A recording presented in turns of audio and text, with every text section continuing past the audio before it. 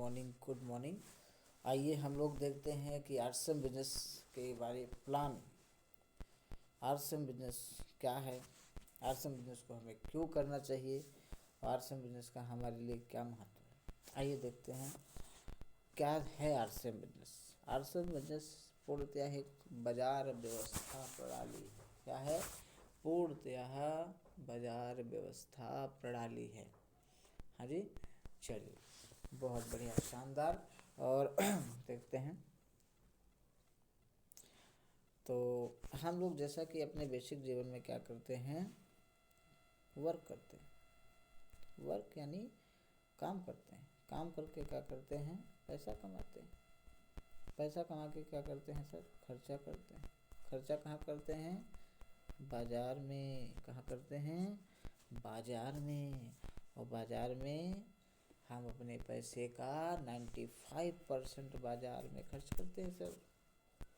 हमारे आपकी बहुत खून पसीने की कमाई का जो पैसा है वो बाजार में खर्च होता है, बाजार व्यवस्था में खर्च होता है। तो हमें ये बाजार के बारे में जानना चाहिए कि ये आखिर बाजार व्यवस्था क्या है। इस बाजार व्यवस्था में हमारा 95% पैसा जाता है, हमारी आपकी खून पसीने की कमाई के पैसे जाता है।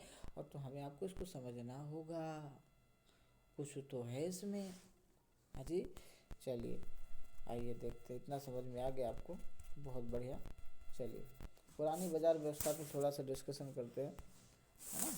पुरानी बाजार व्यवस्था देखिए ऐसी है, सीधी सी बात है कि हम कस्टमर हैं। हाँ जी, ध्यान से देखिएगा, बिल्कुल ही ध्यान लगा कर देखिएगा, बिल्कुल मन लगा कर देखिएगा। हम कस्टमर हैं। कस्टमर को जो सामान की ज़रूरत पड़ती है वो रिटेलर के पास जाता है। रिटेलर अपने घर में सामान को बनाता नहीं है, वो होलसेलर से लाता है। ठीक है, होलसेलर भी अपने घर में सामान को नहीं बनाते, ये डीलर से लाते हैं।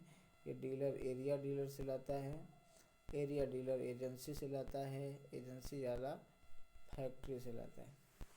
ये हमारी पुरानी बाजार व्यवस्था है। ठीक है, चलिए बहुत बढ़िया। अब इस बाजार व्यवस्था में जब कोई सामान बनता है तो कस्टमर को कैसे पता चलेगा, इसके लिए कंपनी क्या करती है, ऐड कराती है, एडवर्टाइज करती है। एडवर्टाइज करने वाले हम और आप नहीं होते, यानी हम नॉर्मल लोग नहीं होते। एडवर्टाइजमेंट करने वाले कौन लोग होते हैं, बड़े बड़े लोग, जैसे कि अमिताभ बच्चन, शाहरुख खान, ऐश्वर्या राय, धोनी, सचिन तेंदुलकर, यानी जिनको दुनिया जानती है। एक कंपनी वाला विदेश से आकर इंडिया में कंपनी को डालता है, वह इंडिया के उस फेमस चेहरे को पकड़ता है और उस चेहरे को पकड़ करके अपने प्रोडक्ट का ऐड करवाता है और अपना प्रोडक्ट पूरी इंडिया में बेचता है और हम बेफिक्र होकर उस प्रोडक्ट को यूज़ करते हैं। सर सोचने वाली बात है सर। हाँ जी, सोचने वाली बात है कि कोई कहीं से भी आया, एक चेहरे का चूज़ किया, करोड़ों रुपए पकड़ाए, टीवी अखबार में ऐड दिखाया, उस प्रोडक्ट को हम लोग यूज कर रहे हैं, उस पर विश्वास करके। सोचने की बात है, ये हमारे आपके जीवन अभी बहुत बड़ा प्रभाव डालने वाली बात है सर। ठीक है सर, तो ये बहुत ही जीवन का अहम मुद्दा है। हमारी पीढ़ियों ने इस सिस्टम से सामान खरीदते खरीदते इसको जीवन बिता दिया, इस बाजार व्यवस्था से। यानी जब भी रिटेलर भैया से होलसेलर, डीलर, एजेंसी, ये फैक्ट्री, यानी कोई फैक्ट्री सामान बनेगा इसी रास्ते से होकर के हमारे आपके पास घरों में आता है। चाहे ट्रक हो, चाहे नमक हो, चाहे मंजन हो, चाहे जो कुछ हो, इसी रास्ते से होकर के आएगा हमारे आपके घर में। ठीक है सर, ओके। देखिए, तो ये रास्ता पुराना है, इसको बोलते हैं ट्रेडिशनल बिजनेस। पुराना हो, कुछ समय पहले अमेरिका में, फॉरेन कंट्रीज़ में इस बाज़ार व्यवस्था को चेंज करके एक नई बाज़ार व्यवस्था लागू की, जिससे आम आदमी के जीवन में, यानी हम आपके जीवन में बहुत बड़ा प्रभाव हुआ, बहुत बड़ा बदलाव आया और हम आपके जीवन में चार चांदी लगी, यानी खुशहाली आई। तो आइए हम लोग आगे देखते हैं कि ये बिजनेस क्या है। अब डायरेक्ट सेलिंग क्या है, ये ट्रेडिशनल बिजनेस है और दूसरा है डायरेक्ट सेलिंग। है ना। डायरेक्ट सेलिंग के पहले बात करने से पहले हम आपको बता दें कि इसी बाजार व्यवस्था में जो हमारे आपके घर में डुप्लीकेट कंपनी भी खुलती है, अगर फैक्ट्री असली है तो ये नकली भी है। इसी रास्ते से होकर के हमारे आपके घर में वो नकली सामान भी पहुंचता है। उस सामान को हम लोग खाते हैं, बीमार पड़ते हैं, अस्पतालों में बिल देते हैं, इसका भुगतान भी हम ही करते हैं। ठीक है, चलिए आगे हम लोग बात करते हैं कि आरसीएम सिस्टम के बारे में। इतना आपको समझ में आ गया। चलिए ओके, हाँ चलिए आरसीएम के बारे में बात करते हैं कि आरसीएम क्या है। आरसीएम देखिए RCM है ना। पहले तो हम लोग जानेंगे आरसीएम का फुल फॉर्म क्या है। RCM right concept marketing, right concept marketing यानी खरीदारी करने का सही तरीका क्या है, वो है आरसीएम। खरीदारी करने का सही तरीका क्या है, तो इसमें देखिए क्या है। इसमें अब ये फैक्ट्री अब फैक्ट्री से डायरेक्ट कस्टमर को जोड़ दिया गया। इसी सिस्टम का नाम रखा गया डायरेक्ट सेलिंग, यानी कंपनी में सामान बनेगा और डायरेक्ट कस्टमर को कंज्यूम दे दिया जाएगा।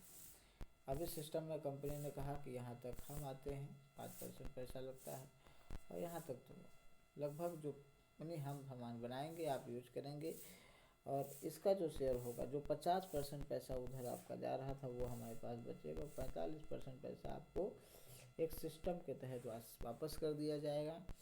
उसी सिस्टम का नाम रखा गया है आरसीएम बिजनेस। ठीक, आइए अब ये आपको समझ में आया कि डायरेक्ट कंपनी से कस्टमर को प्रोडक्ट दिया जाएगा। इसमें बिचौलिए नहीं होंगे, कोई मिलावट का जरिया नहीं, क्योंकि बीच वाले रह नहीं गए, कौन मिलाएगा, कोई कपड़ा करने वाला नहीं रह गया, तो डायरेक्ट कंपनी को सामान पहुँचेगा। चलिए आगे देखते हैं और अब डायरेक्ट जब सामान लेंगे तो पहला क्या होगा, पहला होगा स्वास्थ्य। ठीक है, यानी स्वास्थ्य बचेगा, अच्छा सामान मिलेगा।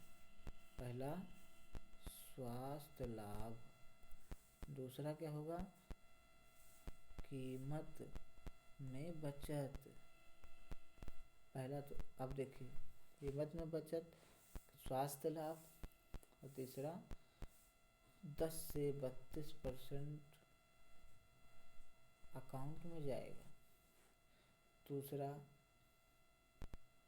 क्या, बिजनेस करने का मौका। क्या, बिजनेस का मौका, बहुत से बिजनेस का मौका मिलेगा। पक्का बिल मिलेगा, आपके नाम से पक्का बिल होगा। चलिए एक एक बात पे समझते हैं। स्वास्थ्य लाभ यानी जब डायरेक्ट कंपनी से सामान लेंगे तो बीच वाले मिलावटी करने वाले लोग नहीं रहेंगे, वो आपको अच्छा सामान मिलेगा। ठीक है सर। कीमत में बचत, जैसे बाजार से जो सामान आप ला रहे थे 1200-1300 का जो भी सामान पड़ता था, और एनी अदर, तो मैं आरसीएम के नमक की बात करता हूँ। जो आरसीएम में से नमक आता है वो लगभग 14 से 15 रुपए का आता है। बाहर कंपनियों के नमक बहुत महंगे हैं, कॉस्टली हैं, 28 रुपया 30 रुपया। अच्छे नमक जो ट्रिपल रिफाइंड आरसीएम का नमक है वो 14 से 15 रुपये रेंज में दिखता है सर। चलिए इसमें तो हम प्लान की डिस्कशन कर रहे हैं, प्लान समझ रहे हैं। 10 से 32% खाते रहता है और बिजनेस करने का मौका मिलता है। चलिए ये हो गया, स्वास्थ्य लाभ हो गया। अब इस बिजनेस में ऐसा क्या है कि इस बिजनेस को हमको करना चाहिए। वो प्रोडक्ट तो हम बाहर से भी खा सकते हैं, इधर से भी खा सकते हैं, वहाँ से भी खा सकते हैं, लेकिन इस बिजनेस से ही क्यों खाएं और बिजनेस को क्यों करें, हैं क्यों करें इस बिजनेस को। ये सवाल आता है कि आरसीएम क्यों करें भाई, हमको आरसीएम नहीं करना, हमको पसंद नहीं आरसीएम, क्यों करें। हाँ भाई, आप नौकरी करते हैं वो अच्छा लगता है, नहीं लगता, आप मजबूरी में करते हैं। आपका नौकरी में बड़ी खुशी से जाते हैं कि हम नौकरी करने जा रहे हैं, बड़ा हमारा अच्छा लगता है, हमारा रोज़ मन करता है काम करने जाने को, नहीं, लेकिन आपकी मजबूरी होती है, आपका परिवार होता है, आपको खर्चे होते हैं, इसी कारण से आपको जॉब पर जाना पड़ता है। ठीक है सर। चलिए आरसीएम बिजनेस में जो इनकम मिलती है पहली इनकम, एक एक इनकम के बारे में हम लोग समझेंगे। नंबर 1, ठीक है, नंबर 1 इनकम परफॉर्मेंस बोनस, ठीक है। दूसरी इनकम है रॉयल्टी बोनस। तीसरी जो इनकम है वो है टेक्निकल बोनस।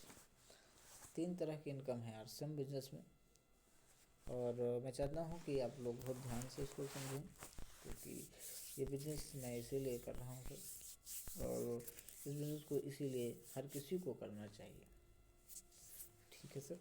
तो आइए परफॉर्मेंस बोनस के पहले पे चर्चा करते हैं। नंबर 1, एक एक करके ध्यान से देखें।